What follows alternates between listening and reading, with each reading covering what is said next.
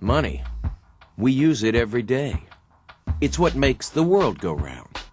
Our economies depend on it. Wall Street analyzes it. Most of us don't feel like we have enough of it. But what does money mean to you? When you think about money, what comes to mind? The Bible says, "For where your treasure is, there your heart will be also." When you take a bill out of your wallet, what do you see? A president's face? Or a means to impact a life? A tool to make a lasting difference? An opportunity to change someone's life for an eternity? It's all how you look at it.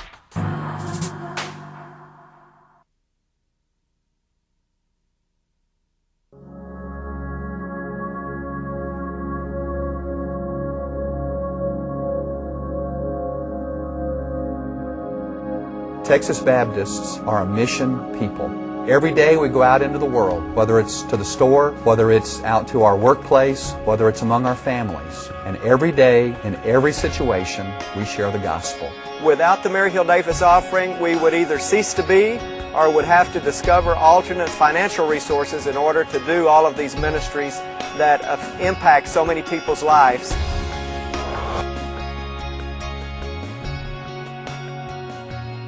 The Baptist Student Ministry can be found on many college campuses. It's a place that Christians can come, they can get discipled, trained, but mainly for them to come in and also go out and reach their campus.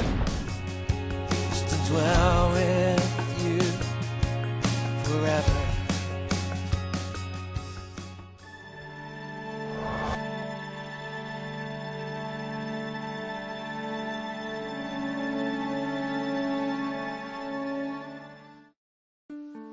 Food, water, electricity, shelter. All everyday necessities of life we take for granted. But when they're taken away, then you have the reality of Hurricane Katrina's victims. I own a home in D'Iberville, well I did, and it got completely flooded. Of course, running out of food, we've had to go and get ice and water on a daily basis. We ain't got no lights, all the food is gone. And I got 5 kids to feed. These aren't forgotten people. They represent the thousands of victims that Southern Baptist disaster relief volunteers have been helping since the storm ravaged the Gulf Coast. When the hurricane was still forming in the Gulf, Southern Baptist began coordinating relief teams from 33 states at the North American Mission Board's Disaster Operations Center. On the Sunday before landfall, we established our Disaster Operations Center because the American Red Cross had asked us to begin with 300,000 meal a day capacity. So we actually began pre-positioning state disaster relief units before landfall. Through partnering with the American Red Cross and the Salvation Army, Southern Baptists are in the heart of the devastated areas, providing hot meals with mobile kitchens. I want to help somebody. Whenever I hear about a disaster, wherever it is, I'm ready to go and want to go and serve.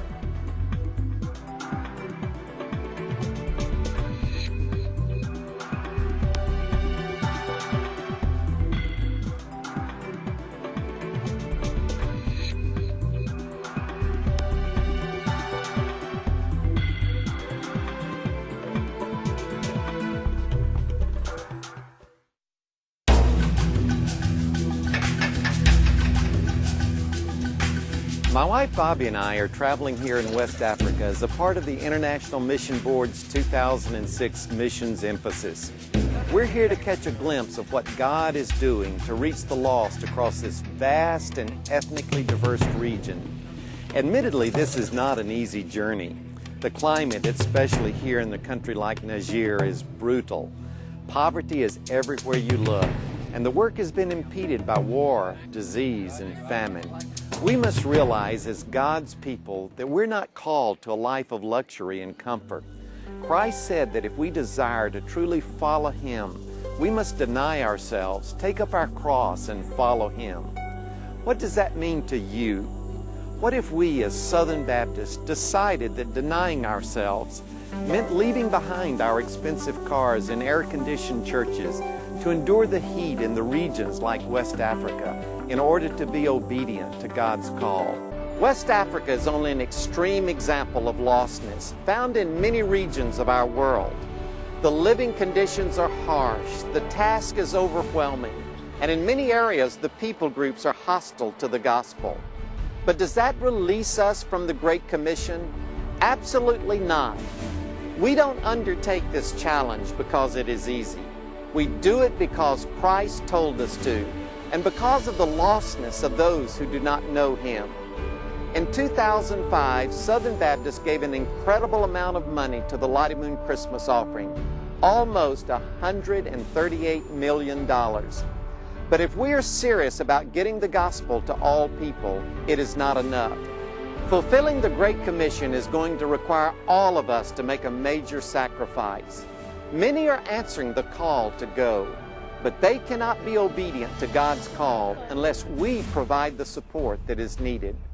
Hundreds of tribes and people groups in West Africa and throughout the world will never hear the gospel unless we give.